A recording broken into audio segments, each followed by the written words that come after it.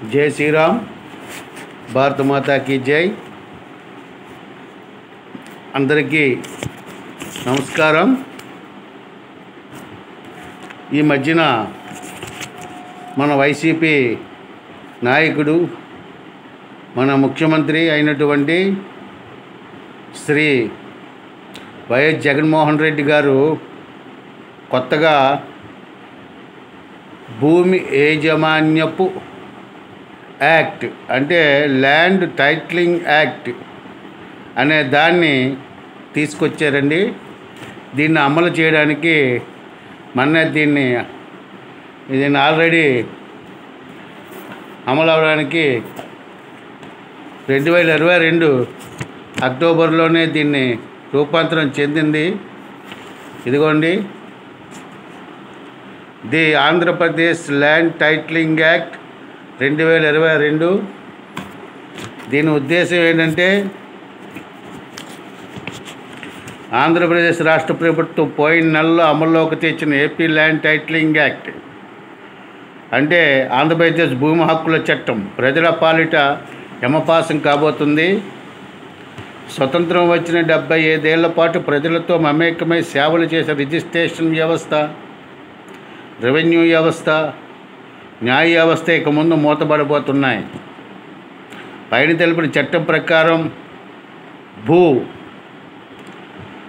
ఆధారిక సంస్థ title registration అధికారి అంటే TRO అంటారని నియమితమైన తర్వాత ప్రజల తాలూకు స్థిరాస్తులన్నీ అట్టి TRO పరిధిలోకి వెళ్ళిపోతాయి।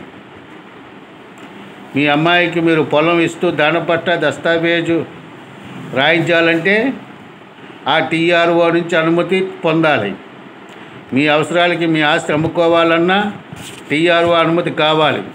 మీరు బాకీ రాబెట్టుకోవడానికి కోర్టు నుంచి తనఖా డిగ్రీ పొందితే దాన్ని TRO దగ్గర తప్పనిసరిగా నమోదు చేయించుకోవాలి। సదరు డిగ్రీని అమలుపరచమని కోర్టుకు వెళ్ళాలంటే TRO నిరభ్యంతర పత్రం ఇవ్వాలి అంటే NOC। మీరు స్థిరాస్తి కొనుక్కుంటే రిజిస్ట్రేషన్ చేయించుకున్న తర్వాత దాని TRO దగ్గర తిరిగి నమోదు చేయించుకోవాలి। మీ ఆస్తికి సంబంధించి TRO చేసినదే తుది నిర్ణయం। దాన్ని మీరు సాధారణ సివిల్ కోర్టుల్లో సవాలు చేయడం కుదరదు। మీ ఆస్తిని కానీ TRO ఎట్టి పరిస్థితుల్లోనైనా తన వద్దనున్న వివాదాల నమోదు రిజిస్టర్లో కనుక చేర్చినట్లయితే సదరు చేరికను మీరు హైకోర్టులో తప్ప ఇక కింద కోర్టులో సవాలు చేయడానికి వీలు కాదు। TRO నియమితమైన తర్వాత పెండింగ్లో ఉన్న దావాలను కూడా TRO పరిధిలో ఉంచి నమోదు చేయించుకోవాలి।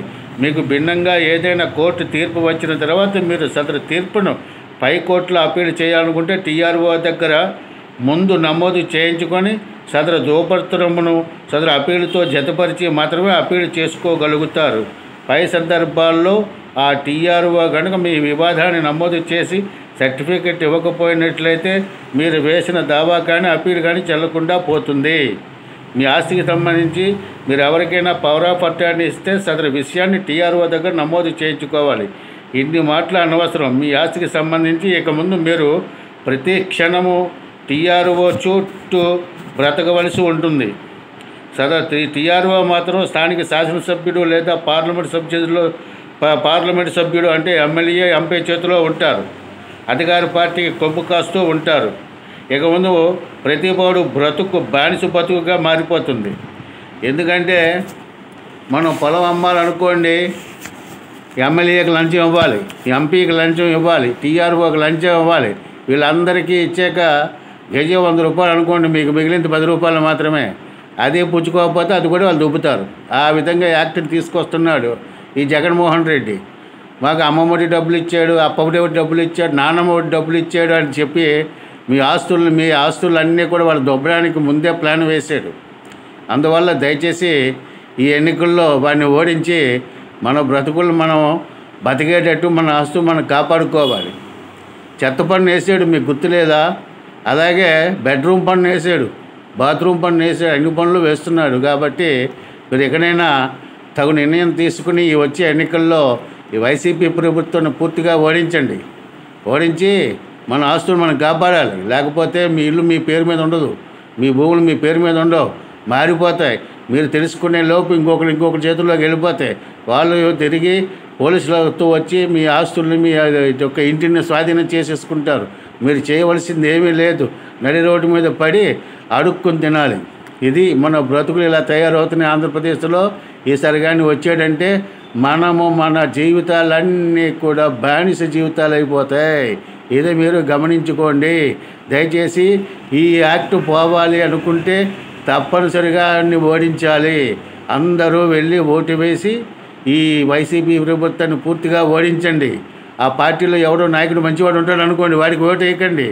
వాడికి ఓటు వేస్తే ఈ ఓటుని తీసుకెళ్ళి వాడికి ఇస్తే వాడు ఆ విధంగా మనల్ని తంటాడు. వీడు మాత్రం అడగడు. ఎందుకంటే వీడు గెలిచాడు కదా, వీడు గెలిచిన దానికి వీడు తృణమో పణమో చిత్తం పత్తం పడేస్తాడు, వీడు దొబ్బుతాడు, ఈ నోరు మూసి కూర్చుంటాడు. అందువల్ల మా శాసనసభ్యుడు, మా ఎమ్మెల్యే మంచివాడు, మా ఎమ్మెల్యే ఎలా బాగు చేసాడు అనుకోకండి. ఆ బాగు చేసిన దాంట్లో కూడా ఎంతో డబ్బు కమిషన్ దొబ్బుతూనే ఉంటాడు వీడు. అందువల్ల దీన్ని గమనించుకుని మీరు తగు నిర్ణయం తీసుకుని ఈ వచ్చే ఎన్నికల్లోనే ఈ పార్టీని ఓడిస్తారని మరీ కోరుకుంటున్నాను.